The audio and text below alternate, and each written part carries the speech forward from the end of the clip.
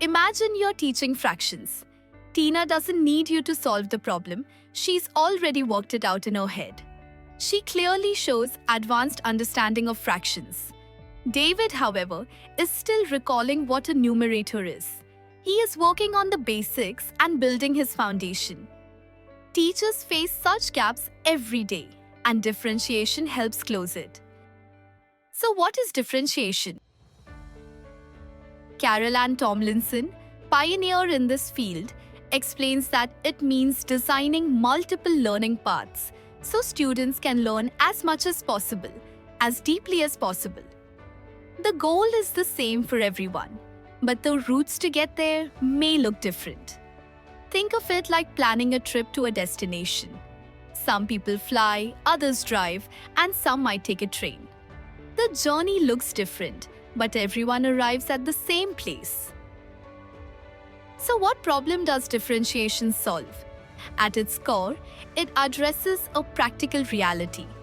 Classrooms are filled with students who bring very different prior knowledge, levels of motivation, learning speeds, language backgrounds, cultural experiences, interests, and ways of making sense of new material.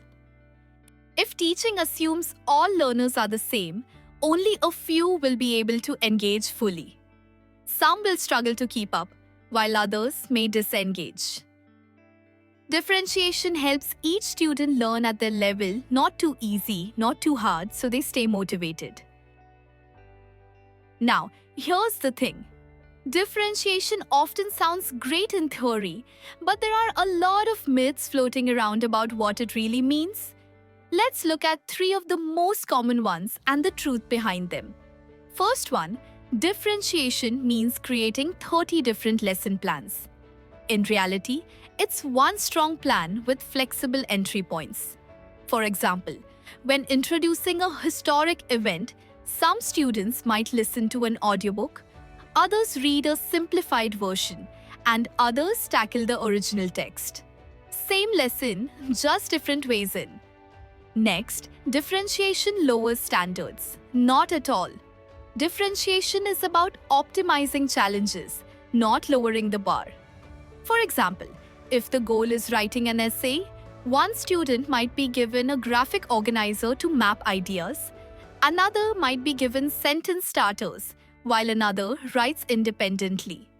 Same standard, different supports. Finally, differentiation is only for struggling learners. It's for everyone. For instance, in a science lesson, an advanced learner might design their own experiment to test a hypothesis, while another student who needs more support might work through a simple experiment with help from the teacher. Both are working toward understanding scientific inquiry, but at the level that challenges them appropriately. Now, pause for a moment and think. How does recognizing student differences change the way we think about fairness in the classroom? Fairness isn't giving everyone the same thing, it's giving each student what they need to succeed. Differentiation makes this possible. The goal stays the same, but the way each student gets there can change. It's not about lowering expectations or extra work. It's about teaching smartly to support and challenge every learner.